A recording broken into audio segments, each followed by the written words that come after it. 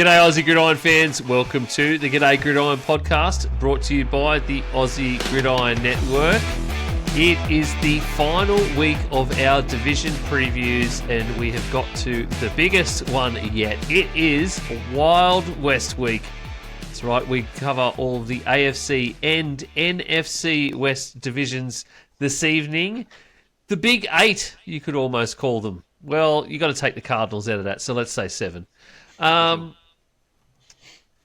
Boys, of course, when we do in the NFC West, we've got 2 of the biggest fans of NFC West teams in the house.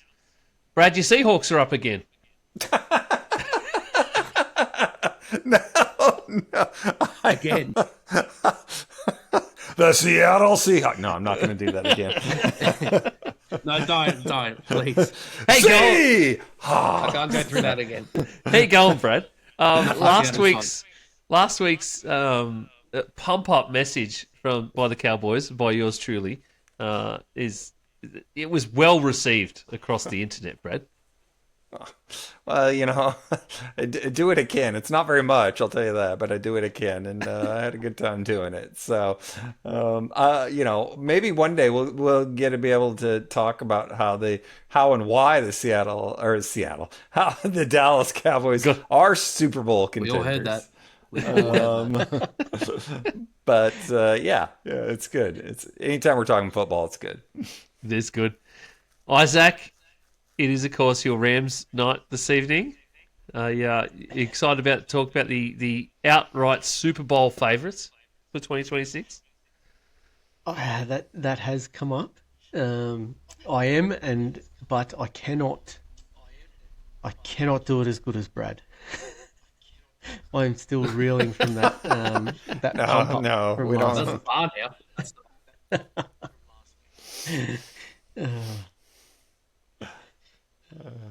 Yeah, I'm still reeling from it as well. Nick, and of course, the 49ers are there this evening, minus hopefully the substation. We might get a decent bit of talk about the 49ers. The substation isn't even the worst of our worries. I don't know if you guys have seen the news from this morning, but regardless, 17 days. I don't think, judging by the reaction, Brad hasn't. So he's not a player. He's not a player. He's not a player, Nick. So it's all good. I'll bring it up. But later. He was bringing it up later as well, Nick. 17 days until we turn the MCG into SoFi South. 17 days for another win for an LA home game. Can't Big wait. talk. Big talk by the big man with the 49ers jersey on. Righto. Well, we've got some news before we get to our AFC and NFC West breakdowns. We might actually bring that up in the news, Nick, so Brad's not so goddamn confused for so long, because Brad clearly hasn't read the news this morning. But let's start off with the big news of the day, and that was, of course, Kayshon Boutte has been traded to the Texans. The Patriots traded him for a 2028 7th round pick. What an immense amount of value for a dude that was in the final year of his contract. This comes after, of course, Jaden Higgins suffered the second year wide receiver suffered a torn ACL in joint practice with the Raiders for the Texans, which was not great at all, but the Texans jumped on it straight away. Traded for Kayshon Boutte. They also signed Zay Flowers and somebody else I'm missing their name of right now off the free agent, off the waiver wire. So Zay Jones, sorry, not Zay Flowers. Zay Jones. Wrong name, wrong Zay. Jesus Christ. I saw Isaac's face and I was like, no, that's the wrong name. Zay Jones. And someone's name that I can't remember at all, not even half of it. But yeah, I'll start with you, Isaac. Kayshon Boutte showed us a bit in last season for the Patriots. Good pickup by the Texans. Great pickup by the Texans. I mean, final year of his contract. They don't need to keep him on next year when Jaden Higgins will be healthy. He can probably increase his stock, hopefully, at the Texans, so he'll get paid too. And they gave up, a 7th rounder? Like, yes, please. Why not? Yeah, I think it's definitely a win for Texans, especially because considering their situation and where they were up to, they had to do something. He's going to slot in. Booty's going to slot in the number two. So and what did they give up for him? A safety. So I actually think it's kind of a win-win. And Booty had the same numbers roughly. So it's I think it's a good fit. Is he going to be as good? I don't think so. But as Higgins, but he's going to produce. So it was a good decision by him for sure. If I was giving him a grade, just because I'm in that mode right now, I'd actually probably give him a B plus. But yeah, the Patriots wide receiver room was deep anyway, so Booty was probably not likely to see the field a lot. Now he goes to the Texans.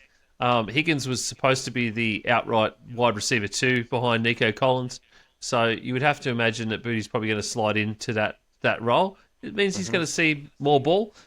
He could be able to actually show us what sort of talent and skill level he has, and possibly get himself a pretty decent deal out of it in the end, come the end of the season. All right, let's stop Brad being confused about some San Francisco 49ers news. San Francisco 49ers owner Jed York has pleaded no contest to 2 criminal charges after being arrested at an Ohio trailer park over the weekend. York was... I'm sorry, did you say trailer park? I did. York was the worst part. Keep waiting. York was initially arrested on suspicion of engaging in prostitution, but that count was amended to a charge of disorderly conduct. He was also charged with possessing criminal tools. What? Tools? What? I didn't see that. What is that? What is that? What does that mean? What's a criminal tool? Criminal tools are things like things that you can carry or use to carry out, like obviously do criminal things with. So, but he's not. They talk about like knives or lockpicks, but it can also be things like a burner phone. So in this case, it was likely a burner phone because apparently he had arranged on a website to solicit a prostitute and tried to pay them $140. $140 in a trailer park? Yep. Oh, did he throw in a bag of Twinkies just for good fun? I mean, come on. So the court documents say York responded to an advert on a website and arranged to have sexual activity with a female in exchange for $140. And a bag of Twinkies. Oh my gosh. And then he was later arrested at a trailer park in East Palestine, Ohio on Sunday morning. Oh, dude. Nick, Seriously. that is your San Francisco 49ers. Well, mate, you know what? If you're spending $140 on a hooker, mate, we've got a lot of money invested into moving this substation. Like, it's just too much at stake here. It's only, he's got to go to Cleveland to be able to do this. In Cleveland, in some trailer park. Not even, that is... Can you... Okay, no more can anybody ever make fun of Jerry Jones. I'm sorry. But this What do you mean no one makes fun of Robert Kraft or anything like this? Yeah, it's true. Oh, gosh, that is embarrassing. This man is a millionaire and owns a NFL franchise, and he was trying to pay for a $140 hooker. In a trailer park. In a trailer park. In Cleveland. He could have gone to somebody far more discreet and none of them done anything he wanted. But no, just went to a trailer park in Ohio. Might try in the west suburbs of Melbourne when he gets here, maybe. Who knows? If he's still, allowed to come. Oh, yeah, he might not be allowed anymore, mate. Oh, man. Every disease-ridden crack whore is just going to be... just texting him left and right. It's just, I'm sorry. And if you wanted to see Brad's genuine reaction to that news, since Brad did not know that news before I read that out, make sure you hit up our YouTube and you can see all of that in real time. Because if you're listening right now, I can tell you it's hilarious. I feel I feel bad. I feel everybody loses in this situation, man. It's just Speaking about losing in a situation, Deshaun Watson this week got booed by fans, criticised the fans for booing him, saying that it was personal and he didn't understand why they were booing him.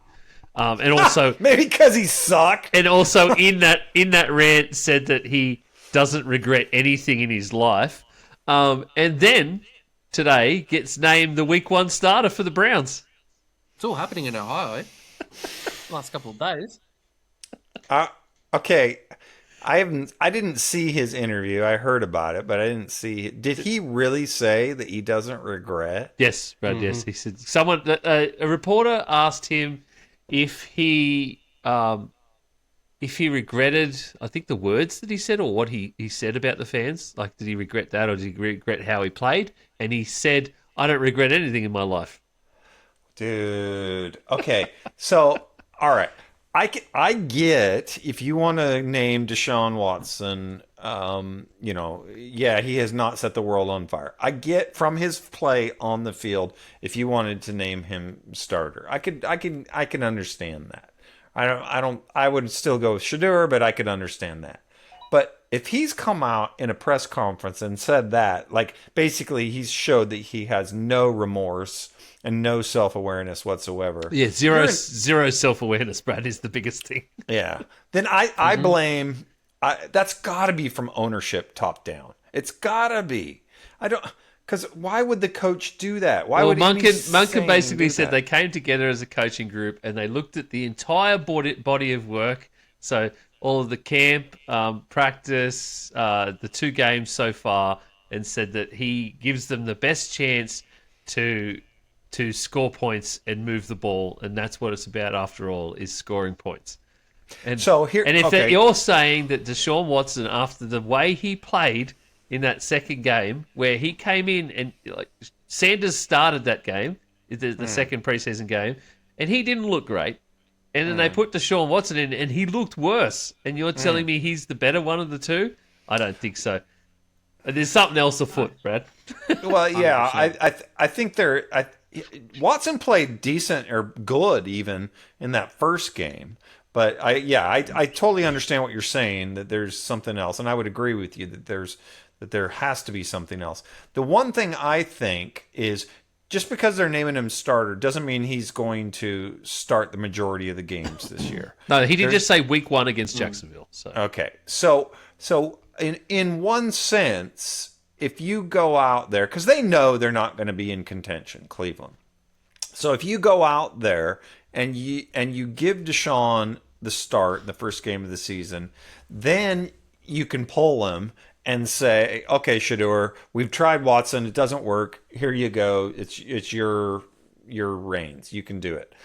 Whereas if they did it the other way around, people might be saying, oh, let's bring Watson in, give him a go, that type of thing. But now you can do it the other way. yeah, I think I'm on that same page too, Brad. And I was gonna mention that. Yeah, I think that is the way, because otherwise you would be, if you started Shador and after a couple of weeks you went to Watson, you'd essentially be giving him the reins to be the savior.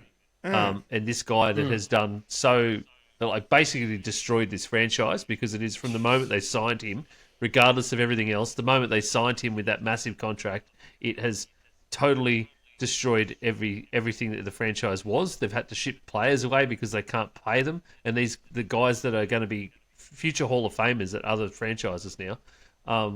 So they just destroyed the whole thing from that point onwards, and you would be, I think if you brought him in, you'd be saying he could be the savior. And I think that you got it in one. You nailed it, Brad, is that they're going to give him enough rope, and then once it gets to a point, they're going to go, right, now it's Shador's turn. You take it on, kid. Just get us to the finish line. That's all it is. Yeah. So I know his cap hit this year is like 40-some million, but doesn't it get worse next year? It's like, I thought next year it like doubles. 75. Yeah. So, I mean, can you imagine paying this buffoon? The Browns deserve it. Oh my gosh. Just. Visibly annoyed. Yeah. Slightly. 100%. I think they're just going to end up. They can't go on like this. He's gone after the fans now. Like after this season, they'll probably cut him. Like the Dolphins did with Tua. There's no way he can. It'll be the last year of his deal. You just eat the money. Who are they paying anyway? They're not going to have to get rid of anyone. Yeah. Don't worry about it. Garrett's dead money will be off the books by then. Don't worry about it. Just cut him.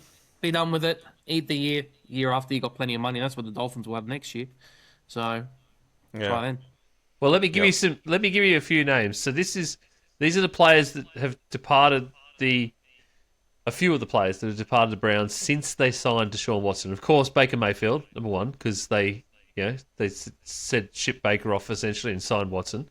Za'Darius Smith, Wyatt Teller, Devin Bush, Jarvis Landry, Jadeveon Clowney, John Johnson, the safety, and of course last year basically destroyed, or 2 years ago destroyed Nick Chubb, and then just sent him away last year after he came back. The guy that was Mr. Ohio, Mr. Cleveland. So Jeez. And to think all this could have been avoided if they simply would have been the adult in the room and taken care of Baker. Yep. And not pissed Baker off and paid him at that time, $30 million, whatever. So it's just they blew it. They absolutely. Oh, and I didn't add to that a two-time Coach of the Year in Kevin Stefanski, who did it with shit teams. Yeah. So, yep. Other big news this week in injury time was Ashton Genty suffered an ankle sprain in practice. And, of course, fantasy managers across the NFL-verse went into absolute meltdown. And some even argued with our boys over on the Supercoach half show about the fact that they should have drafted him in a draft, and the boys will. Taylor essentially said to somebody, "Go F yourself." Wow. So, well, basically, Taylor would, I think, if in short. In short. Anyway, Ashton Genty suffers an ankle sprain. The Raiders have been a bit tight-lipped about details so far. It was initially thought to be a knee injury, but now it's looking to be a sprained ankle. So he will be out for definitely the third practice game, maybe for a few weeks into the season, unfortunately. That's a big hit to the Raiders. Massive hit. Yep. Let's finish on some positive news, and we are going Please. back to Dallas, Brad. All right. Yes. They've Cal- just been eliminated from the playoffs.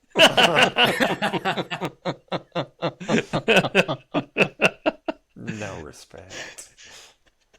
Cowboys rookie offensive tackle Shazier Pete became an instant star as the first ever member of Navajo Nation to be signed to an NFL team.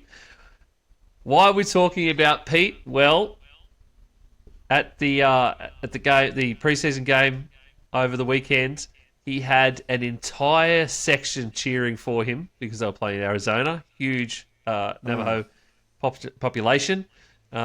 Massive. So I think they might have sold out of his jerseys in Arizona, to be honest. Aww. And then this feel-good moment came in the locker room after the game with Brian Schottenheimer basically letting him break it down and send them out on their way. Hey, man, hey, be quick. One, things to clean up for sure always is, right? Okay? But the play style's right. It's right. I'm proud of you guys for that. But I saw something I've never seen before. 25 years in the NFL. An entire section cheering for one man. And that man's gonna break us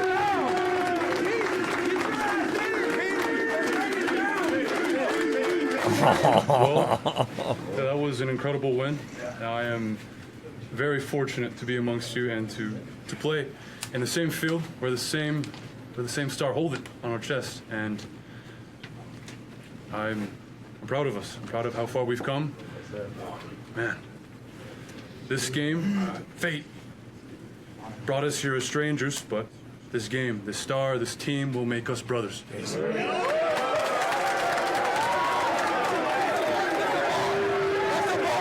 Come on, Brad. Oh, yeah. I want to run through a wall, buddy. I want to run through a wall. Woo! Oh, are you excited? I'm excited. That just made my day. I thought it might, mate. I thought that one might. What a story. First ever awesome. Navajo Nations member to be signed to an NFL team. 6'9", 300-pound offensive tackle, Brad. That's Jordan Mailata area right there. That's impressive. So you might have to find some tape on him, Brad, and see what. Yeah. And he people did watch. not look. He did not look like the roly-poly fat guy. He was a legit 6'9" in good shape. Yeah, so might end up on the team yet. That's I awesome. reckon once Jerry sees that stuff, he's going to be on the team. Oh yeah, Jerry. He would think, how many jerseys can I sell to the Native Americans? Exactly. I'll keep him here just for the locker room, man. Exactly. That's exactly. Yeah, exactly. I can see him now. We'll sell buffalo dogs, and we'll sell. Just. All right, boys, let's get into our final two divisions for our division previews for 2026. And we kick off the AFC West first. And, of course, we will go to the division winners, AFC Championship runners-up in the Denver Broncos. And Brad is going to kick us off this evening. I would love to. AFC West preview. Last season, it feels almost useless as a starting point for the AFC West. And just indulge me to talk about them in general for a second, because I think the records, they tell completely different stories from the performance. Denver goes 14-3. Despite an expected record last year, they only expected, I think it was like 10, 11 wins. They go 14-3, but they get 11 games by one possession or less. 11 games by one possession or less. So, and Denver gets to the championship game, and basically it was behind an elite defense with who just performed amazing in those close games. So the temptation is to say regression, and you immediately knock 4 wins off the team. But that roster that won 14 games has, by and large, stayed together. Oh, and by the way, they've added Jalen Waddle. So basically to an average offense, and I'm being kind when I say average, but they possess to their credit, they have one of the better offensive lines, and they have one of the best pass rushes in football. So again, I think they could be a better team, but it's not going to necessarily play out on the field in terms of their record. So the question you got to ask is, does Jalen Waddle turn this Denver from an efficient offense into an explosive one? And I think he fits perfect. If there's one thing, I mean, Ian and I bag on Sean Payton, but about his arrogance, but he's not dumb. And he knows what type of players will fit and will help the system. And I think Waddle is that guy. He's going to stretch vertically, and that's what they miss. They miss players that could stretch teams vertically, and he is really, really good at that. So, and his yards after the catch is impressive. So, what they really need, I think, is they need Bo Nix to take another step. Yes, they probably would have been playing in the Super Bowl had he not got hurt, but everything broke their way, and you can't expect everything to break their way next season. So they're going to have to earn it a little bit more. That defense is legit, but they were third ranked in the NFL last year. Can you expect them to maintain that kind of level of dominance? I don't know, because they lose John Franklin Myers, and to me, he's one of the most undervalued players for his ability to rush the passer. So what's Waddle going to do? I think is one of the key things. Can they survive losing John Franklin Myers? Are they going to have a little bit of a regression because of the schedule? So, and if you look at that schedule, it's real possible that their first 6 weeks are the hardest opening stretch in football. You got Kansas City, Jacksonville, Rams, San Francisco, Chargers, Seattle. So that's a gauntlet. So I don't know, what do you guys think in terms of those first 16 or first 6 games? Do they come out of that with a winning record, or what do you think? Are they going to stumble and kind of just figure out? I think they're positioned well to repeat themselves, but I'm curious what you guys think. Pretty tough. It's the toughest stretch. T-minus The first 6 weeks, 2 as you minutes. said. But I think in terms of top to bottom, this is probably the most complete roster in the entire league. Like, there is every single spot on the field, every single level. They're at least good or excellent in every single level. Combined on both sides of the line, they can get to your quarterback extremely well. They can protect theirs extremely well. So they tick both sides. They add a weapon, which they probably need. Their defense is still really good.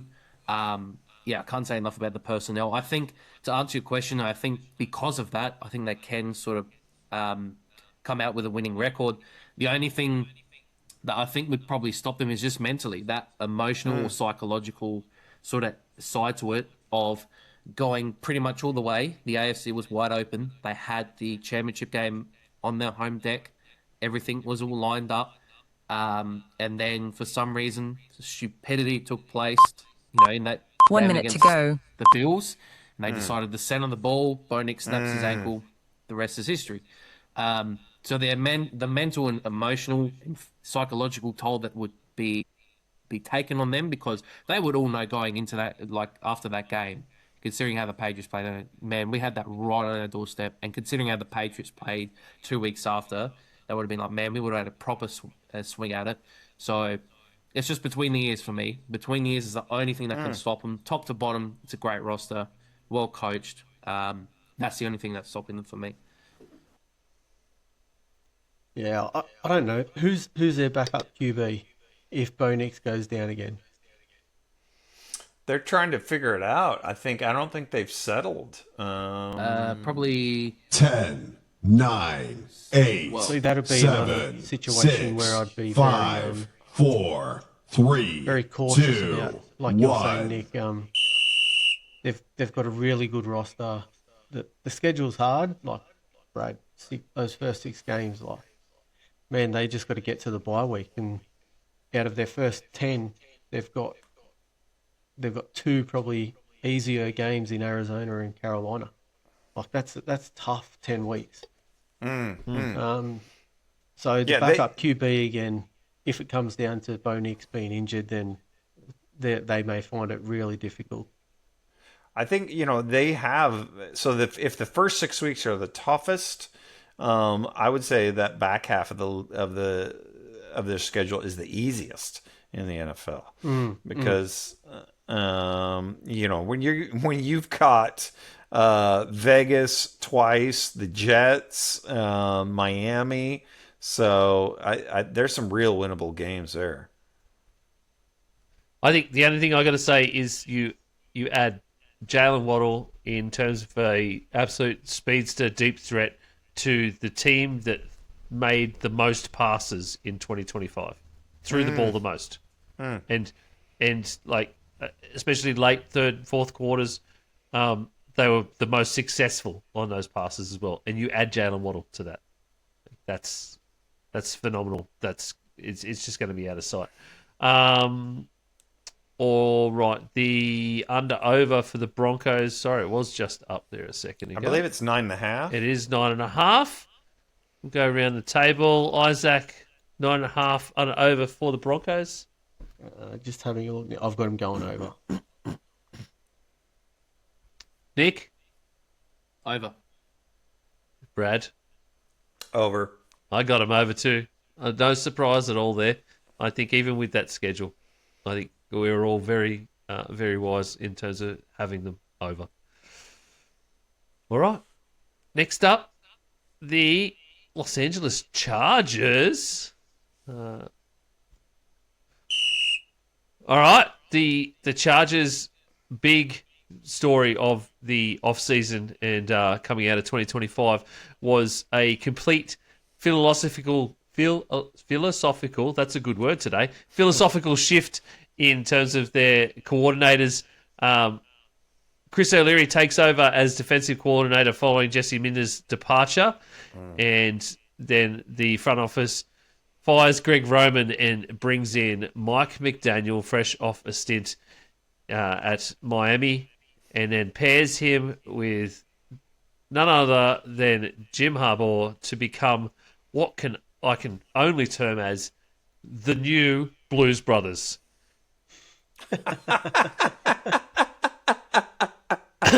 That is awesome. Sorry, I lost where I was at. The shift in on the offense is pretty simple, essentially, isn't it? For the Chargers, it's going to be this new dynamic scheme that's going to try and unlock Justin Herbert finally. Try and make him the guy that everyone thinks he can be. It's to install that faster, modern system, prioritizing like explosive space clearing options. It's to get the running back moving. So Marion Hampton is sharing a backfield duties with Keaton Mitchell, and it's get Ladd McConkey and Quentin Johnson on the receiving end of these absolute bombs from Justin Herbert, and essentially just trying to make the Chargers this dream offense that Jim Harbaugh wants, that he desires to have. We've seen him try and do it before in San Fran a long time ago, and he feels like he's hit the nail on the head here. Defensively, Chris O'Leary takes over as that defensive coordinator, and he takes over a defense that did a reasonable job last year, but they've added, I think, a lot of rising stars and a lot of new players. They did an okay job, as I said, but then you add some new edge rushers, some new linemen, some new safeties. I think it all just comes together. That's going to be the biggest question mark, I think, bigger than the offense is going to be, because I think we all know that a Mike McDaniel offense is going to work when you've got the stars to complete it. We saw the first year of Mike McDaniel at the Dolphins in Miami when he had Jalen Waddle, when he had Tyreek Hill, when he had Tua actually working together properly.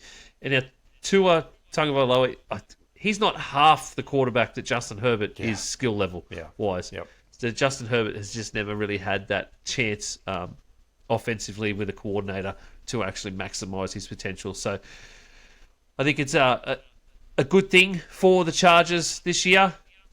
Biggest question I have totally, and I think we've asked it a lot, is, my God, you've got to find some offensive linemen who can stay on the goddamn field for multiple games. Not just one game. We're talking like half to 3/4 of a season at least, because it's just terrible. And the back end of their season is not great, in terms of who they've got to play in that sort of 10 to 15 range. They do get to come home reasonably well, but then end up with KC and Denver at the end of the year when you could be fighting for a wild card spot. It's no coincidence that 4 of their 8 draft picks were offensive linemen.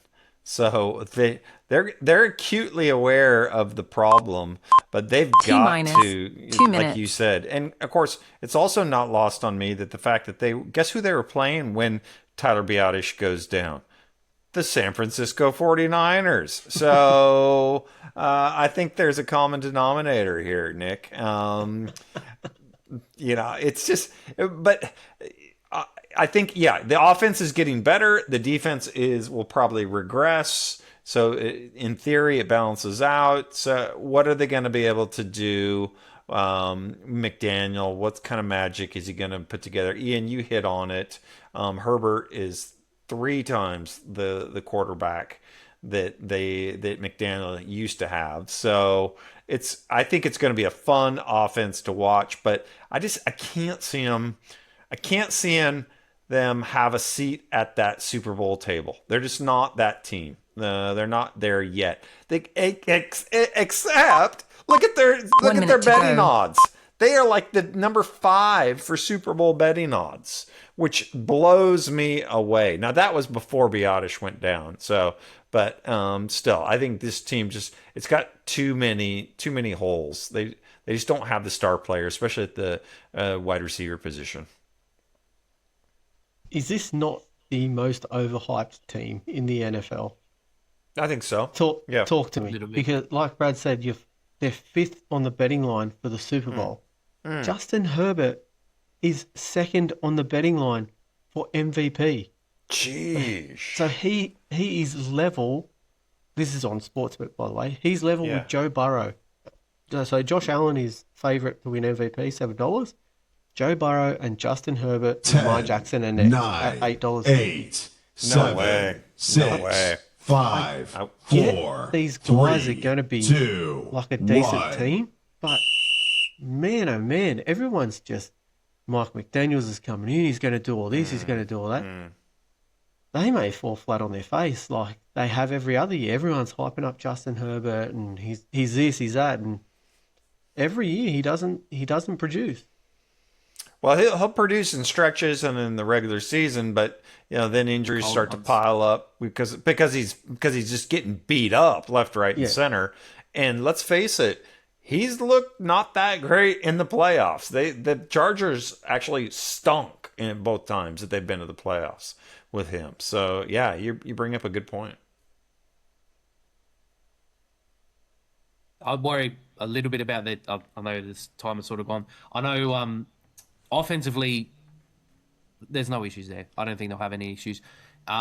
They've got Slater back. They'll bring Alt back. Health is the thing there, so they won't have any issues there offensively. I worry about defensively. What's Jesse Minter's going to leave behind? They don't have a lot of talent on that side of the ball. Khalil Mack's pretty good. Messidor might add a little bit. They've got Derwin James on the back end. That's about it. There's not a lot. So unless they make some moves, but the Chargers are pretty standard, really. They get through. They win about double-digit games. They're a wild card team. Then they stink it up in the playoffs. So I think it's really, we just want to wait until what we see in January. When we keep saying about, Herbert needs a run game, or he needs a better OC, or he needs a better coach, he needs an offensive line. It's got to run out of excuses this year, has to be it. So you just want to fast forward with this team to January, and if they can put it together, that's really what you want to see, because we know what happens from September to December. Over under 9.5 for the Chargers as well. Who wants to kick us off? Brad? I'm torn, to be honest with you, with this one. So I would probably say under. Is it 9.5 or 10.5? 9.5. I had it at 9.5. Yeah, 9.5. See, I think they're a 10-win team. So yeah, I mean, if I could, I'd sit it out. Otherwise, I'd take the over. I really do think they're a 10-win team. Isaac? I'm going over. Nick? Over. I'm over as well on the Chargers. I'm high on the Chargers this year.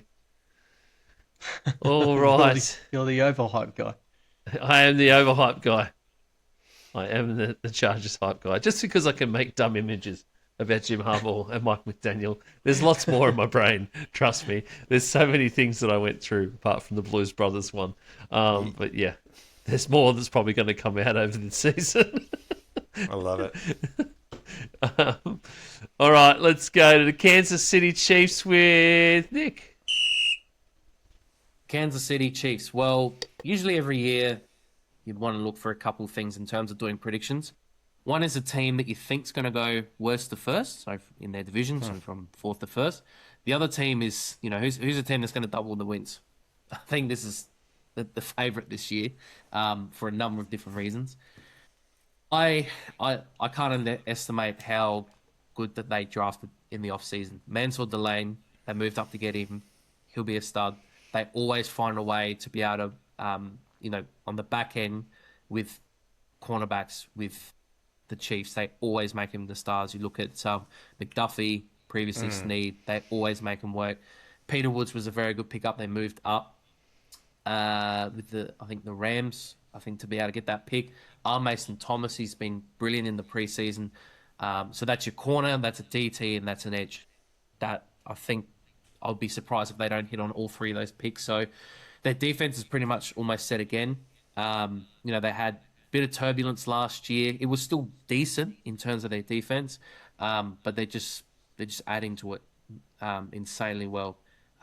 We look on offensively, so now they finally get a bit of a run game, something that I think Mahomes probably hasn't had since, the first stint that Kareem Hunt had with the Chiefs. So it's good that they were able to get sort of a run game for Mahomes, which is going to be much needed. Obviously, he's coming off a pretty serious injury. They say he's going to be all right for week 1, but I've seen some footage, doesn't look too great. So we'll see what happens there. So, the Super Bowl MVP comes across the offensive line. Simmons with a more healthy year, see what he does. They've still got Creed Humphrey there. Kelsey comes back. Depending on which receivers decide to stay out of county jail, what they'll get on the day with Rice, Worthy, all those guys. But we look at this team. They got a third place schedule now. They are definitely on the march for me in terms of getting into, back to where they were before. So very well coached. They've added very well. So they used to have, the last couple of years, they just sort of didn't have the talent. We're sort of relying on, a couple of years ago, those close games. They were going for that three-peat. They're really carrying it there. This year, I feel like they've stocked up quite a bit. So they've actually got some talent that's surrounding them on the offensive side of the ball. They're not just saying, I'll just give it to Mahomes or we'll just make it work.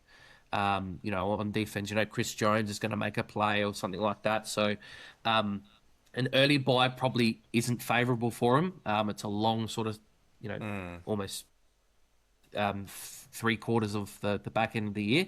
But their sort of start is like they've got some winnable games. Like if they can get the Broncos at home week 1, it's probably favourable for them instead of going there. Even if Mahomes doesn't play, then they've got the Colts, the Dolphins, and the Raiders. So good way to sort of set up their season, iron out any wrinkles. And I suppose if they've got to make a move, they will probably after that. So I think they're in a really good spot. I'm really bullish about Chiefs getting back, and I can't see why anyone else wouldn't really. I totally agree with you, Nick. As you said, third place schedule. They're just going back to what they were doing. They knew after Mahomes went down last year that it was a bit of a write-off, so they just rode that wave, and then they're just coming back bigger and better than ever.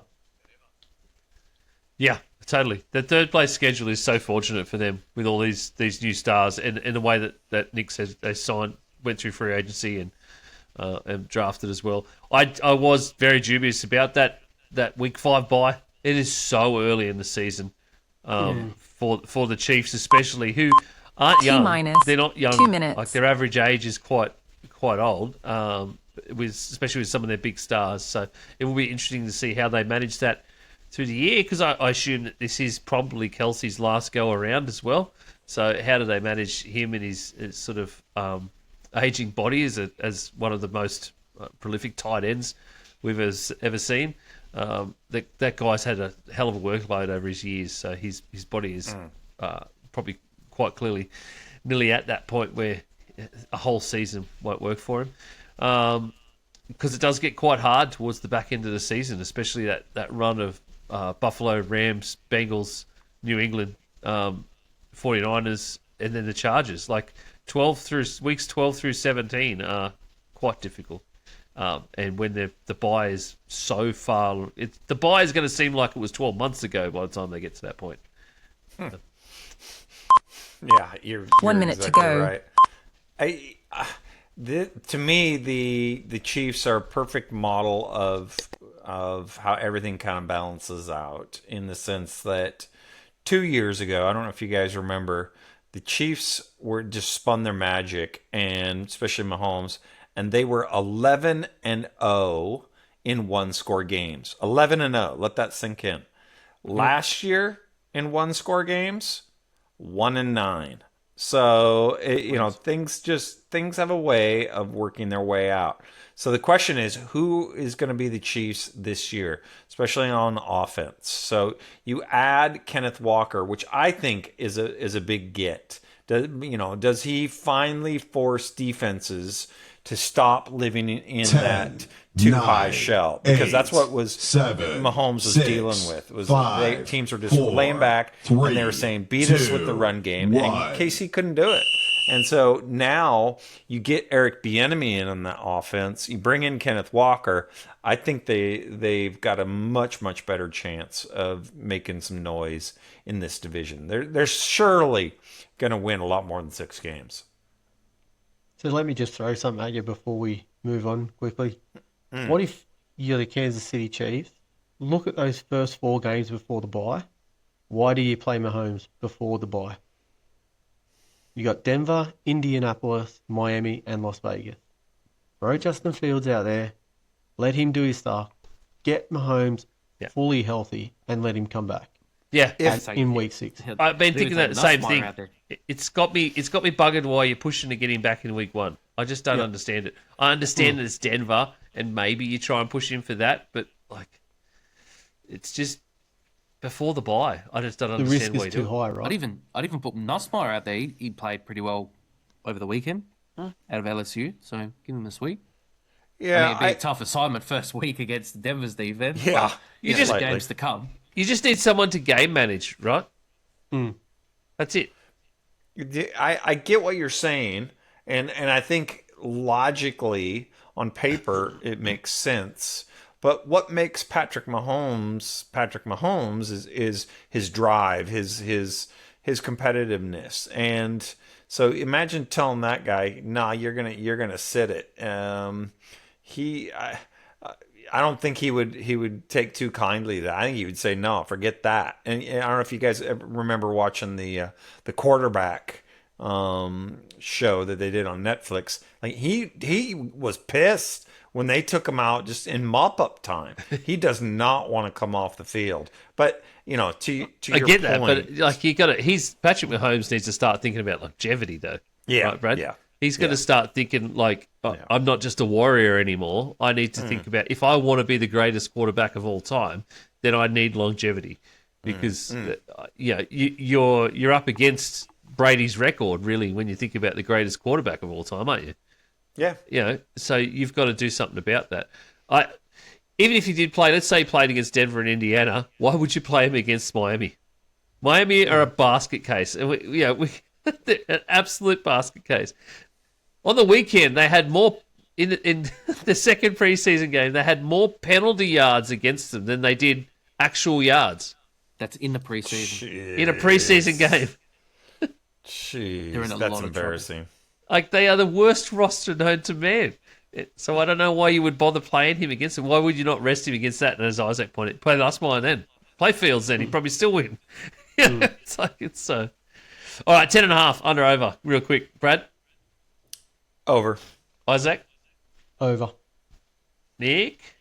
Over. I'm over on that too. Just. All right. Isaac, the honor befalls to you to give us as quick a rundown as you possibly can on the Las Vegas Raiders. Thank you for bestowing this honor on me, Ian. In one of the hardest divisions in football, it may have just gotten even harder with the Ashton Genty injury. New coach Clint Kubiak comes in, but he's got a massive job ahead of him. General consensus is that Kirk Cousins will start as QB1 with Mendoza to learn from him. But my question is, will we see Mendoza this year? Now, I believe it'll all depend on how the offensive line holds up. If Kirk Cousins is getting mauled every week, I would not be putting Mendoza anywhere near NFL time. Even in week 16, 17, I'd leave him out there. I love the addition of Tyler Lindenbaum. I think I've raved about it all season. I think he's going to be massive for the franchise. Max Crosby is still in town. Is he fully committed after the failed trade to the Ravens? who knows? Their wide receiver room is not good. Trey Tucker is listed as a wide receiver 1, but I think we all know the number 1 target in this offense is going to be Brock Bowers. I see another tough year ahead for the Raiders. Will most likely result in a top 5 pick. Potentially 4 wins for the Raiders this year. Ooh. I think it's funny because this time last year again we were sort of saying about how tough their schedule is and how shocking it was their roster, and they have made some improvements. Obviously now they've got Mendoza in the building. Kirk Cousins will be able to help him. Lindenbaum, like I said, is a phenomenal pickup. One of the best centers, if not the best centers in the league. I just worry that all this distraction from Max Crosby is just really going to bring him down. He was gone, then he came back because the Ravens were a bit scared about his injury. Ashton Genty's got this injury now, so there's a bit at stake in terms of what they can actually do to improve. It's a bit harder in terms of getting off the ground. It's a very tough division. If they were in maybe 1 or 2 other divisions, like if they were in the NFC South or even the AFC South or the AFC East, they could be a lot better off, like close to sort of a 500 team. Just on the fact that you've got Bowers is one of the best tight ends in the league. If Mendoza works out, but I think the distraction of Crosby is going to be too much. Yes, they've got new coaching in the building, which will help offensively, but it's just I think there's too much of a distraction that's happened there, and they just don't have quite enough talent yet. Like we thought they'd probably be going to the draft with a lot of sort of hits. I mean, we'll find out, but we've got Traylon Stukes, who was all right through college out of Arizona. Mike Washington, backup running back, who's insanely quick. Like he'll actually step into the starting role now, so he'll do some good things for them. Jermon McCoy was, obviously the biggest slider in the draft. So if he can hit the ground running from having a year off from college from his knee injury, we'll see what happens. But they're just in a really tough spot, tough division. Wrong place, wrong division at the wrong time. So, like we said, it's going to be another tough year.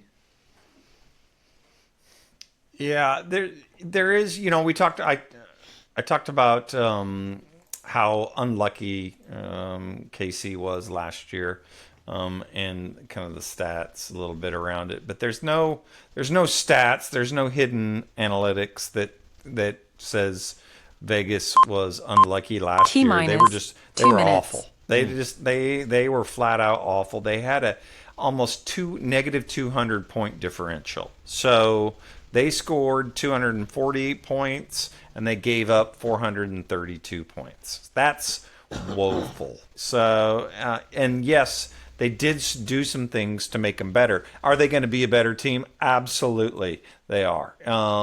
But I think drafting Mendoza, bringing in Kubiak, sitting Mendoza for a little bit, these are all good decisions, but they've got so much more to go that that run defense is all right. Crosby, but did they give him enough help in the draft? And that's what concerns me, that they just have so many holes in there. And with this latest injury to Genty, we just don't know. So I love the Kubiak hire. I hope we can get something going in there. But I worry that people's expectations are too high for them. I don't see them turning this around this next season. They're on the right path, but they still got a long, long ways to go. I think my expectations are too high when I did some of my my game picks. That they did come out a lot higher than they should, I think, in the under-over total. So, yeah, my expectations in that sense are a little bit high, but I was giving them some wins, I think, against some of these teams on this schedule where they have traditionally just snuck out a win. In terms of a franchise, it's those weird historic anomalies that keep popping up, like nearly every couple of years they seem to beat Kansas City for no reason at all. 7, things like 6, that. So 5, I was just sort of giving them some of those. 3, but under over 5.5, 1. for me, it was an over. I'm probably on the outer as the only one. So, boys, have any of you got them going over 5.5? No. Crickets. Yeah, I thought so. And that's what I'm fine with that. With the fact that that's just the way. Like I said, I pick every game and I do it once, and that's where I land. So it is what it is. That doesn't mean I think I've got them winning the division. Don't be stupid. There's no way they're going to do that. So, Speaking of divisions, let's have a look at the AFC West and where we all pick the divisions. You want me to run through them? Brad and Isaac are the same, essentially. They got the Chiefs winning it, Broncos second, Chargers third, Raiders fourth. And the changes a bit for Nick and I. Nick has the Broncos first, Chiefs second, Chargers third. And I've got Broncos first, Chargers second, Chiefs third. It's not to say division. I'm doing it bad. I've sort of picked some of these badly in a way because it is. Apart from my Raiders one, I do have most of them with double-digit wins. So it's hold your beer, Ian. In about an hour, we'll have a look at the next one. Yeah, well, there's that one too. Don't go ahead too far, mate. Right. Hook and tease. There is hook and tease. Yes, so that's where we've all got them sitting right now. Before we move on to the NFC West, I just wanted to mention we have a tipping comp that is live right now. The G'day Gridiron, Aussie Gridiron Network 2026 tipping comp is live on ESPN Tipping. If you would like to join us, it is free to play and you can win yourself an NFL jersey or some NFL merch or even some AGN or G'day Gridiron merch. Something we might actually come up with some special merch through the season just for these competitions. At present, we have, right now, 234 members in this tipping comp. Up from the 70-something we had last year. So it is looking massive, and we're going to try and maybe do something a bit extra through the season in terms of some giveaways, maybe some exclusive giveaways for the members that are going to be in this tipping comp, because what I'm thinking at the moment, I was talking to Isaac a little bit about it during the week, is I'll probably lock it down just before week one, just so we don't have extras just popping in, and then that way we can run maybe some giveaways for all the members in that, however many we end up in there. So if you would like to join our tipping comp, as I said, absolutely free to play. Go onto ESPN Tipping, search for Aussie Gridiron Network, and join up. You can also just head to our Linktree /Aussie Gridiron Network. It's got all the links there for not just this tipping comp. It's got our merch store where you can see some of the examples of the AGN merch we've had, all of our socials, and all the socials from Manjon at Pastry Press NFL and Maddie and Tay for the Aussie Super Coach Halfer fantasy show. So just thought I'd chuck this in there, check that out, and join up and win some pretty cool shit. Boys, the final division of the year is upon us, NFC West. Now, last week, boys, when we did the East, it kind of got to the second division when we were doing the NFC East, and we realised we were finishing with the Giants after Brad's massive Cowboys spiel and pump up that we had. We had to somehow talk about the Commanders and the Giants. So what I'm thinking is this week we might just flip the NFC, and how about we talk about the Arizona Cardinals first? Good call. And let's go from fourth through to first in that division, because then at least we are building up into the other teams in this division, and of course, let's putting the flowers where they should be for the reigning and soon to be defending Super Bowl champions Seattle Seahawks. So let's kick off. I'll kick this one off with the Arizona Cardinals. All right, the Cardinals made it a fairly large change over the off-season moving on from head coach Jonathan Gannon, Mike LaFleur takes over the reins. New offensive coordinator in Nathaniel Hackett steps in to call plays. Yes, that Nathaniel Hackett who couldn't cope at the Broncos just a few seasons ago. They also moved on from quarterback Kyler Murray, closing a long chapter in franchise history. Jacoby Brissett is still there this year, and he finally got paid after one of the weirdest hold-in, hold-outs that we've seen in recent memory. They also brought in Gardner Minshew to compete with Jacoby Brissett, and then drafted rookie Carson Beck. Put him into the first preseason game, and he looked electric. And Cardinals fans went, why are we not playing this dude? So they're already starting to create some headaches for themselves. Of course, number 3 overall pick went to the Arizona Cardinals last year, and that was explosive running back Jeremiah Love. So we can expect the run game under Nathaniel Hackett to hopefully be a lot better. And maybe they do something with Jeremiah Love that the Raiders failed to do with Ashton Genty last season. They signed free agent Tyler Algier to come in and sort of be that physical backfield running back presence. And, of course, James Conner's still there as well.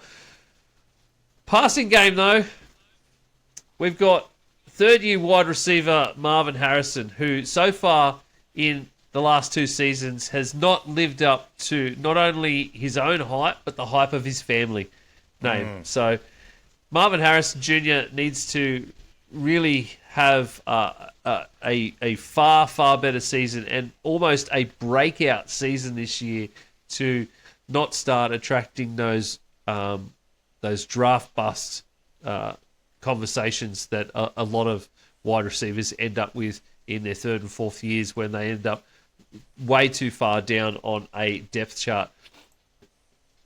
But to me, the Cardinals, 3-14 season last year, they are in not just rebuild mode, but tear it down to the absolute studs and try and figure it out later mode. They added some guys. They lost a lot more. Even with a 4th place schedule, their schedule still looks absolutely poo. So possibly one of the hardest schedules on paper. I don't know, there's the metrics and everything, but when you just look at the teams that they've got before their week 14 bye, my God, that is such a long time for this team to wait for a bye week. It is insane. You kick off the year at the Chargers. We've talked about the Chargers tonight. Then we've got the Seahawks, San Francisco, and New York Jets, who are sure by week 4 to be a lot better than they were last season. The Lions, the Giants, meant the Giants. Sure, well, the Jets might be better than they were last season too, but the Giants. Then you've got the Lions, you've got the Rams, you've got the Broncos, you've got the Cowboys, you've got the Seahawks again, then the Rams again, then KC again. And that's before you get to maybe have a breath when you hit Washington. And then you got Philly before a bye. Holy crap. The first 13 weeks are very unlucky. What an unlucky number for the Cardinals. Mm-hmm. The Cardinals better hope that the Giants or Washington sucks. Otherwise, they are going 0-13 into their bye. T-minus That's 2 minutes. That's pretty much the gist of it, isn't it? Like, Yeah. you just can't see any shining light at that end of the tunnel at the moment. No, someone turned it off, Isaac. Yeah, it is a dark time at the moment. Like, do you even have any analysis on it? Like, what do you do? Brad, who off this schedule would you give the Cardinals the win over? Genuinely. Genuinely, you mean like in all 18 weeks? Yes. The bye, week 14. Yeah. Exactly. Now, the only one where I say, okay, would be the Giants, except they've got Harbaugh, and those guys are gonna be run through a wall for them. So, other than that, the Jets, really. I mean, that's it. 1 minute to go. I gave him 2 wins on the season, to be honest. Yeah, yeah. I think they'll sneak another one. out there. And but to be honest with you, I think this was kind of their plan to a certain degree. If they got lucky with Beck, great, fantastic. But I don't think they're depending on that per se. I think that the way they're building this, we've talked about, do you get the quarterback and do you build around him, or do you get all the other pieces and build around the quarterback? They've decided to get all the other pieces, but they're not building through the trenches. It's those skill positions. So by drafting Love third, they've already got Trey McBride. He's a stud. Michael Wilson is turning into be a legit 9, wide receiver. 8, He's kind of 7, what they're hoping 6, Harrison would 5, be. If Harrison 4, can at 3, least become 2, mediocre, 1. then they've got some exciting skill positions players. But that defense, man, it's just like it's awful. They were 22nd in yards allowed, 27th in the pressure rate, 28th in sack rate, 29th in points allowed per drive. So the offense could be great, but the reality is that defense has to play Stafford, Darnold, and Purdy 6 games. So that's going to be the difference. And I don't see him doing anything. I don't see how the offense is going to be great either, though, Brad. That's the problem. I'm trying to be optimistic. Jeremiah Love might have 1,000 carries this season. They might just run him into the ground, to be honest. Yeah. They're going to bury the kid by week 13. It is what it is. Nick, I can't imagine you've got any more to say on the Cardinals. It's pretty much been well covered, but I don't know if it's a bold take or anything, but I think Arizona will have pick 1 next year, even worse than the Dolphins. Worse than the in a world where the Miami Dolphins exist, I don't know whether that can... The only reason I say that is because, firstly, we mentioned before the schedule, but like we said, they're in a much tougher division. Like the AFC East is a bit softer in terms of division and the schedule, so I can't see a path. Like I can't believe they had this hold in with Brissett, and it was that pathetic. Yeah. Honestly, it was so bad. Defense is shocking. Offensively, they've got McBride. They've got Jeremiah Love, who's going to be a stud if they can not get him, smashed from that front 7 how many times a game, if they can actually block for him. They'll have Paris Johnson back. That's about it. The only thing I'm just really, truly disappointed about this schedule for the Cardinals is that out of all of the AFC East teams that they get, they're playing the Jets and not the Dolphins out of that division. Because could you imagine a game with these guys and the Dolphins? Jeez. Hey, on that schedule, Ian, schedule you got on the screen, are the red ones national television games? They are. Wow. Jeez, I can't wait to watch the Giants versus Cardinals on national. Yeah. Jesus Christ. Who's decided that? Seriously. I just don't understand why that It's happened. only because it's in New York, media. That's the only reason. But somebody's an idiot. Yeah, that's what I thought when I was putting the schedule together. What's the exact thoughts? Right, I don't think I need to ask you boys because the over-under is 4.5 and pretty sure it's under. Unders. All right, next we're going to go to Nick and his San Francisco 49ers. So a bit about how we've sort of gone this off-season. We'll start in the off-season. Brandon Ayuk's still on the books. God knows how. Christian McCaffrey's got tightness with his calf. Mike Evans has already been injured. Ricky Pearsall's done for the year. Nick Bosa's got knee tendonitis from multiple ACLs. Kyle Shanahan's got smashed up in a car. And as we heard from earlier on, Jed York was, in Cleveland for some reason. In a trailer park. Yeah, exactly.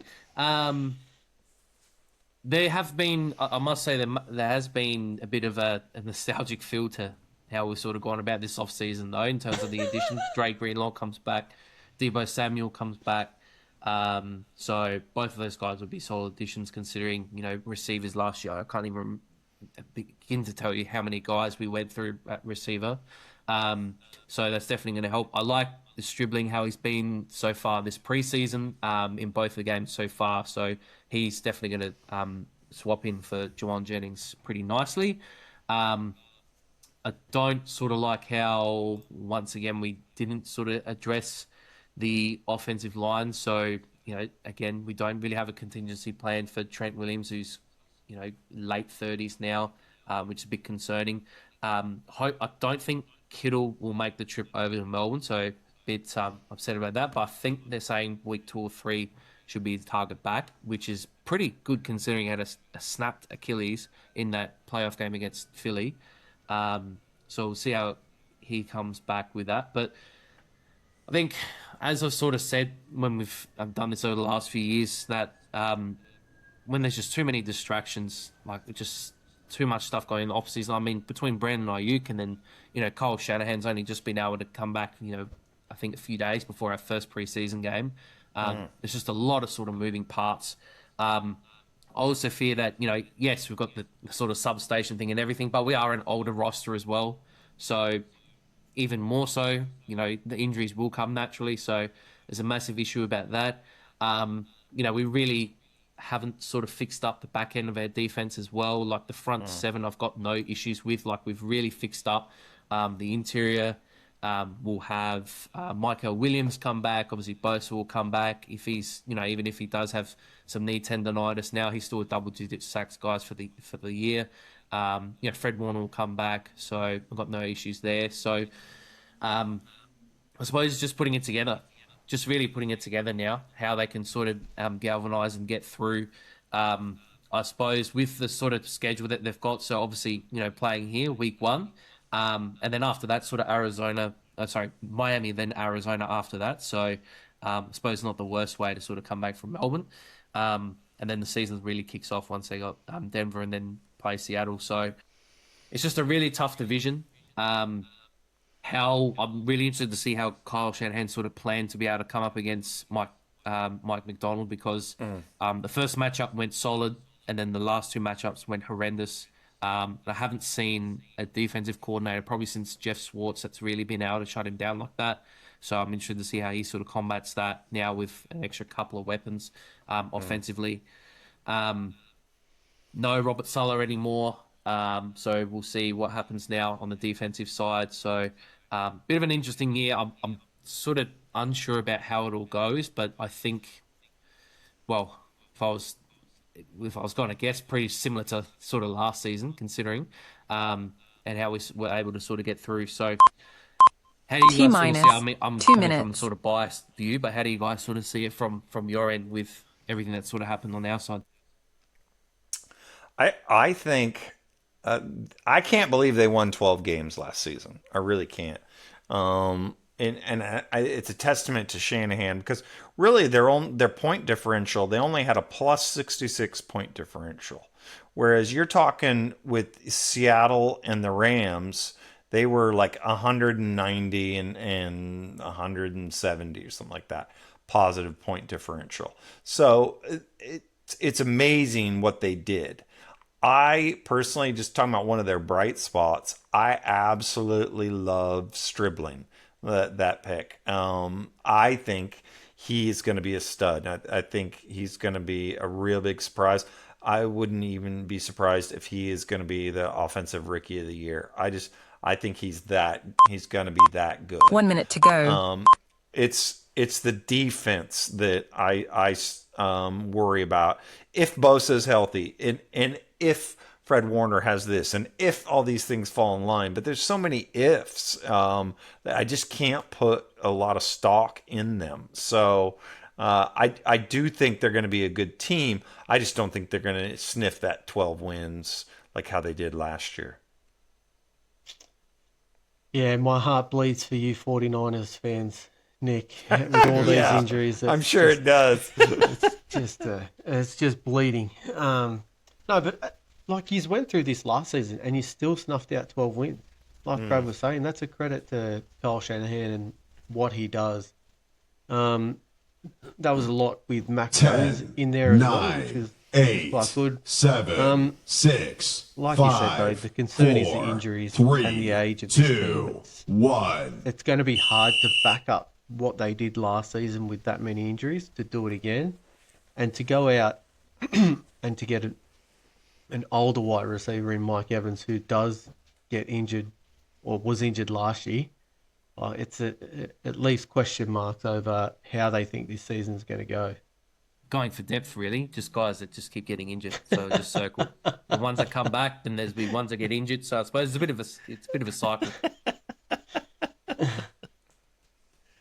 All right, there we go. Nick, the 49ers get to play all of our teams this season. So I expect bets against all of us.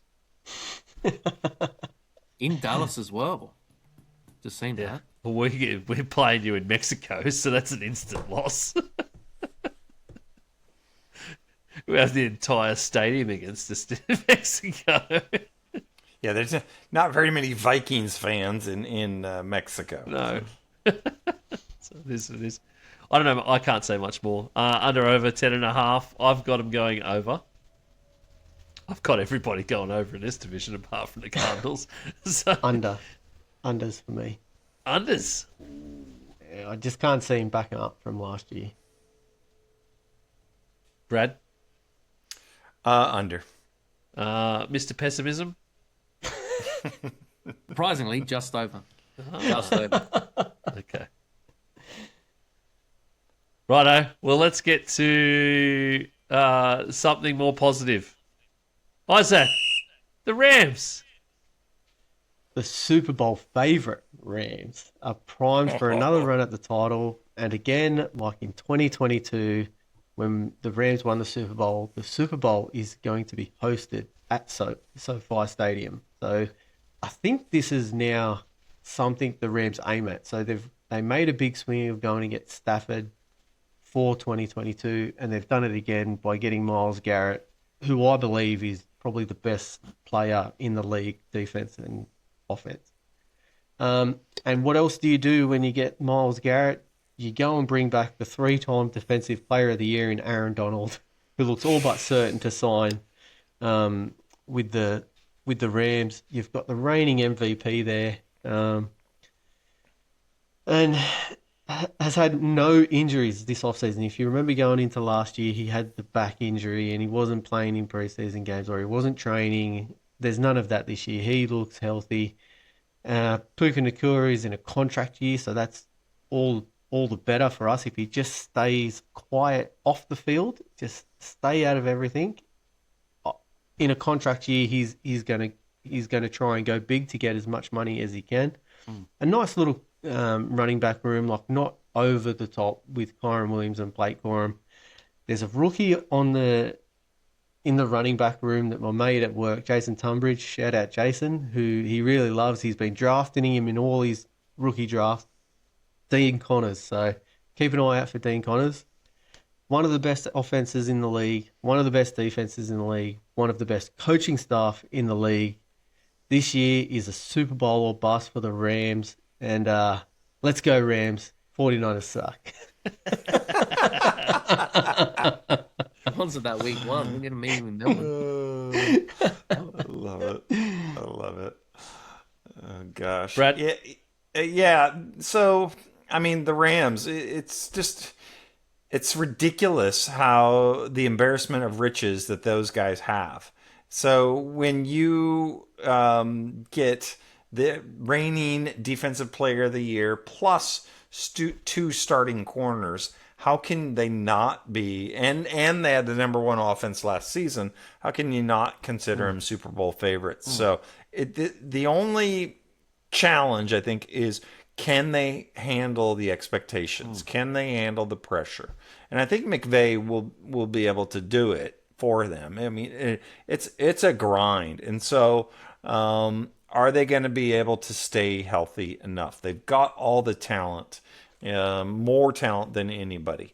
And so can the league's number one offense get even better? And then I think to Nick's point earlier when he was talking about San Francisco, solve, and how does San Francisco solve the Seattle question? It's the same with the Rams. How does the Rams solve that Seattle defensive question? So that's what's going to be the key, because we all know that, San Francisco, Rams, Seattle, they're going to be awesome. It's just who's going to be better on that day, probably in the playoffs. So I love what they're doing, and they are the Philadelphia 76ers of the NFL in one sense, just having the really studs. No, you're right. I hope so. They're not going to get hurt, probably like Philly. So yeah, it's pretty amazing. No, I'm looking through the salary cap, because the salary cap's been a myth for the Rams for ages. Yeah. Myles Garrett's only got $8 million counting against the cap this year. T-minus 2 minutes. $8 million. Trent McDuffie 10. Like, what the hell? Like, where are these? It's called having good contracts? accountants, Nick. What the hell? Yeah. Well, they're not spending $140 on a hooker, are they? I wonder if that was tax deductible. Yeah, like it's there's taxes in California. Maybe they're much better in Ohio. I don't know. No, Isaac pretty much summed it up well. Like top to bottom, bit like Denver, I suppose. Like top to bottom, like every level is just good or like excellent. Like from the offensive line, defensive line now, even more so. I don't understand. Like I don't think people understand. Like Myles Garrett, yes, he took an extra game. He broke the sack record, but I don't think people understand how crazy it is for a guy that breaks the sack record. 1 minute to go. On a team that wins 4 games in a year, because second halves are just running the ball.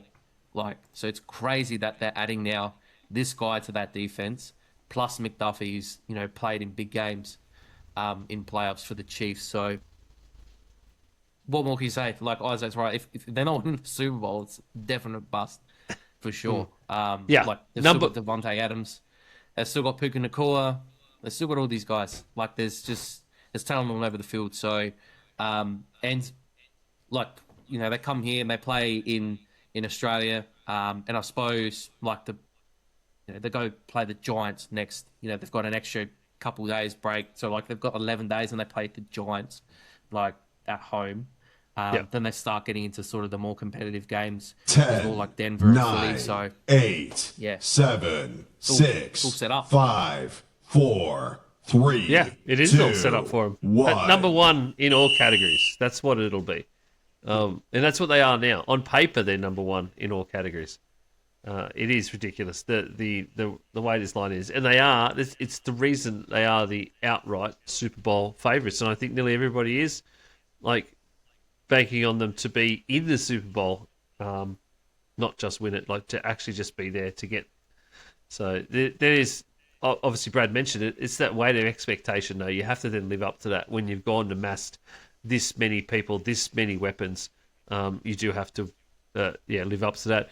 Nick, I totally agree with what you were just saying about Myles Garrett. People don't understand how insane that was. Yeah. The Browns were literally holding him back. That man could have broken the sack record weeks before he did. And their own team was basically fumbling it. So, yeah. I don't see how he doesn't break it again.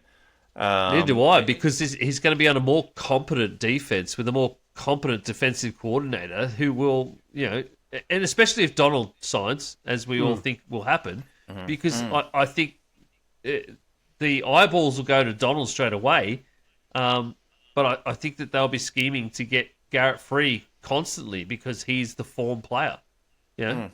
So they'll just be doing so much more just to get there, and to do it right, basically. The only thing I don't like about all of their schedule so far is week 1 and the fact that they are trying to be a little bit too cute with flying that 14 to 16 hours out to Australia, and they literally essentially landing the day of to play the game. So they're landing the day before, whereas the 49ers are a bit more wisely taking a few days to a week before the game because you've got time before a week 1 game. Yeah, that doesn't make sense to me. No, especially when, as Nick pointed out, the Rams have 11 days between those two games. There's so much more time to. You could be coming over, doing what you're supposed to be doing as well. Because, by the way, Rams, it's your home game, and this is your territory, and you are supposed to be supporting and marketing the game in this region. And yet you're landing out here the day before and not doing anything. And you're not staying. You're flying back straight away. It's just... that's poor form. Disgraceful. It's, Disgraceful. You know what? Take him out for the next 2 years. We'll come back another 2 times. Don't worry about what Cole Shanahan says. Oh, Under over is 10.5. Shanahan whinging and bitching about a 16-hour flight. He wins and bitch about a 16-hour flight, and they'll come out here and win. He's just been in a car accident. He's got every right to be worrying about how long he spends in a plane. And now he won't have to worry about being in the plane with Jed York either. This is only going to work in our favour because we're just getting further away from that substation. So, just as far away as possible. That's why we're playing in Mexico as well. Take me back to Ohio. Oh, jeez. Over and under is 10.5. Everyone's got them going over. No surprise there at all. Righto, the final team, 32 of 32, 32nd out of 32 teams for the year. The division winners for the NFC West in 2025 and the 2025 Super Bowl champions, the Seattle Seahawks, and who better than the man himself, Brad Cummins. You guys saddle me with this Seattle fandom, but I absolutely love that I did this. I assigned these things by random. I actually went to a website and made a random computer pick numbers and names out of hats, and it still came up with Brad for the Seattle Seahawks. It's fate. Kismet. I tell you, exactly. So, Seattle arguably produced the best statistical season ever in football. They win the Super Bowl. And the fact that they enter 2026 as the second favorite in their own division, I think kind of tells you what you need to know about the NFC West. That is a gauntlet. Seattle's title wasn't a Cinderella thing. They didn't just kind of come up to it by chance. The Seahawks had the best scoring defense in the NFL, the third best scoring offense, and the best point differential. So they deserve to be serious consideration to win this Super Bowl, and they're getting it. The questions are, was Sam Darnold genuinely this good, or was Clint Kubiak his secret sauce? Because as Ian, I'm sure you're well aware, when he was with Minnesota, his last 2 games, he looked awful. He looked atrocious. So, and yet last year he righted the ship. So I'm just curious to see how is that going to play out without Clint Kubiak there. I think it's going to be a little bit of a teething period. I understand, why McDonald hired from within. So the passing game coordinator becomes the new OC. But I think there's going to be some bumps in the road there.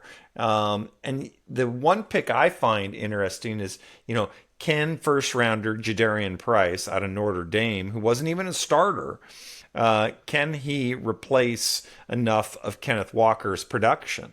And that's going to be, I think, a real tell there. Now, Walker had his injuries, but when he flipped the switch, and he fit very well in that offense. And I don't know if Price can do that, replicate that same production. So Seattle turned the ball over. Like I said, they had some of the best statistics ever, but they turned the ball over quite a bit. They led the league, or they were 31st in turnovers last year. They had 28 turnovers. So that's something that you have to watch for as well. JSN is JSN. He's going to get his touches. He seems unstoppable. It's just amazing. And I tell you what, you've heard me bang on it about the last couple of weeks, but if you can go and watch the Hard Knocks with the Seahawks this season. And if nothing more than just to see Cooper Kupp, they spend a lot of time with Cooper Kupp. That dude, he sits in the quarterback meetings, and it's just unreal that the knowledge that guy's had. I'm surprised LA let him go, just simply from the standpoint of what he brings from a coaching perspective. So defensively, they've got plenty of talent. You could argue, it's fashionable, but is Mike McDonald the best defensive coach in football right now? The defense is playing like it. So they've got so much going for them on that defense that I don't really see them regressing that very much. So to me, the question overall is, can Brian Fleury, their new offensive coordinator, can he keep that offensive humming? And is Darnold going to be able to produce again like he did last season? I don't know what you guys think. I think it'd be a question of... Go, Nick. Go. Okay. I was going to say, I don't think it'd be a question of sort of Darnold. Like, you might... Maybe if there's a difference, like a huge difference in sort of coordinators, he might drop off a bit, but I don't think it'd be like something dramatic to 50% of what he was last year or the year before. For me, it's more so, obviously, schematically, like they're insanely good defensively. But obviously they had lost Bryant, who I think went to the Bears. Obviously they lost Walker on the offensive side of the ball, and they also lost Tariq Woolen as well. So, 1 minute to go. Obviously how they sort of combat, those sort of losses as well, with what they've sort of got at the moment. So I don't think they'll drop off huge defensively, but they lose a few guys. But like they don't really change much in terms of offensively either. Like they sort of pretty much stay the same, except Walker pretty much goes. Like as Brad mentioned with the clips that I've sort of seen from the Hard Knocks that they've done, like a lot of them are just like a lot of people that former players that have gone there. I saw a clip of Richard Sherman saying it, like how when they sort of won the Super Bowl and everyone was just sort of wanting to get paid, and you're in that environment where everyone's got their ring and now they want to get paid and everything, and just doesn't seem like that at all. So it just shows that they're very level-headed, and they just want to go out again. So I don't think there'll be a huge drop-off, but 7, 6, I suppose Kubiak would 5, would sort of be 4, able to take away 3, quite a bit from what they had last year. 1. I think you guys have pretty much covered it all there, but I think we're going to see what Mike McDonald's made of now as a coach. As you said, no Clint Kubiak, but there's a difference from being the hunter to being the hunted. Yeah. Super Bowl champs, you are now the hunted. They are going to do more work on you than ever before, and then McDonald's going to have to come up with ideas on how to combat that, probably mid-game, to see how they come out and do that. So that's one bit of mentality where I think that they might struggle with. I still see them, like Nick, being really strong, but 14-3, I don't think 14-3 they'll get to that again. They'll take a little dip, but not by much. And how's that start as well? They got the Patriots on that Wednesday, an 11-day break to play the Cardinals, and then the Commanders. Like, who gave them that? How do you win the Super Bowl and get that sort of start? Yeah, for Super Bowl champs, they got a pretty easy schedule. At points, yeah. But at other points, I still think they're going to struggle against some of these teams. Like we're talking about the fact that if KC are better, then you've got a crap run. We're going to see them lose a lot on TV, is what I'm thinking here at the moment. Because you've got 6, 7, 8, where against Denver, KC, and then Chicago. Brad, they've got your Cowboys on Thanksgiving. Oh, that'll be a loss. Yeah. Oh, I thought you'd be more torn, Brad, than who do I go for? Seahawks or Dallas? Or... I expect for that preview, Week 13 preview show, we need Brad in a half Seahawks, half Cowboys jersey. Oh, yes. Oh, my days. I'll have a Dallas singlet and some Seattle jocks. Yeah. Well, it will be summer here by then. So yeah. Please, on can we put That a is- water bet or something on that for Thanksgiving? Can we do something that if Brad loses it, he has to come in Seattle jock and the Dallas singlet? The Seacocks. We can definitely work something out next week for our water No. bets. That's for sure. All right, this is going to be an interesting question. Under over is 10.5 for the Seahawks. Now, of course, 14-3 last season. I think we all have mentioned that 14 might be unattainable for these guys next season. So, Isaac, under or over on 10.5? Over just. Brad Over just. and Nick.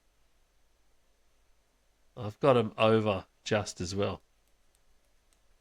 So then that leaves us with the NFC West division table and our predictions. Wow. Ian, go home. You're drunk already. Yeah. No, I'm not.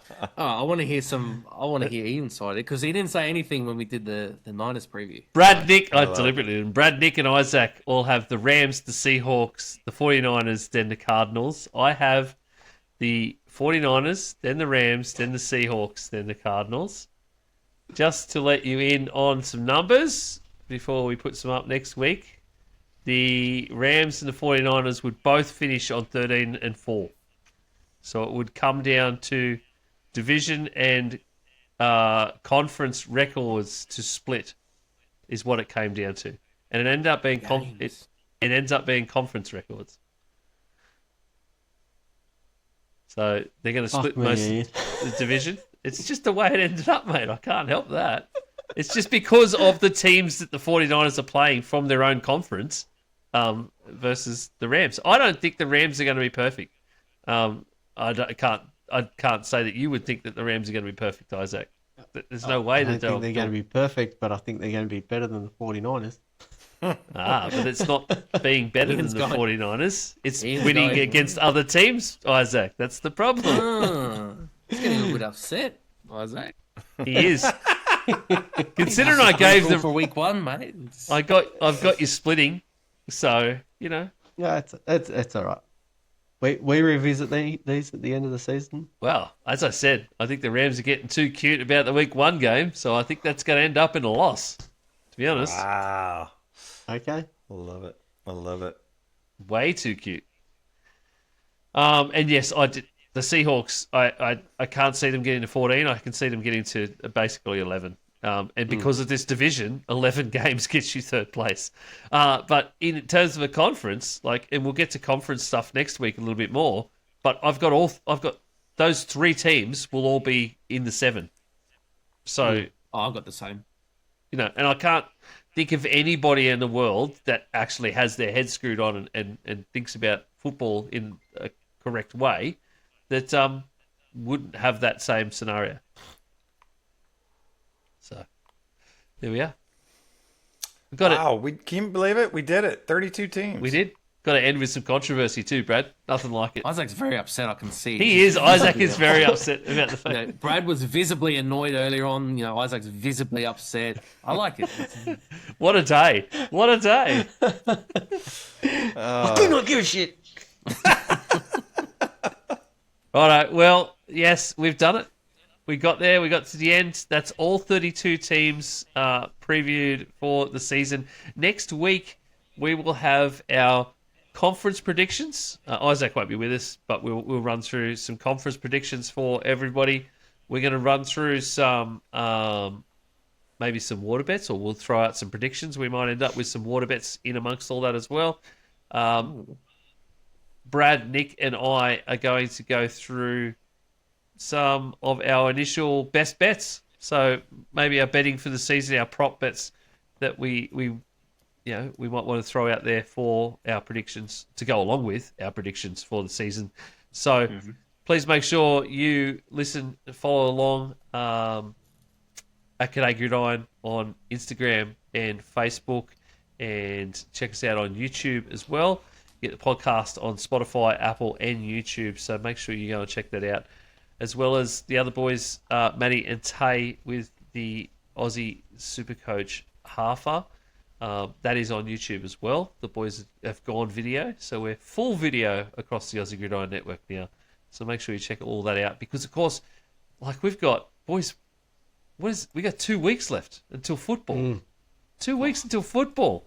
So next week, I assume everybody's weeks next week are going to be all about drafting fantasy teams. So you definitely want to go and hit up the Fantasy Boys podcast and get as much information into your brain as you possibly can if you are drafting within the next week. So, right, thanks very much for joining us. We will see you next week. Have a great week. See ya.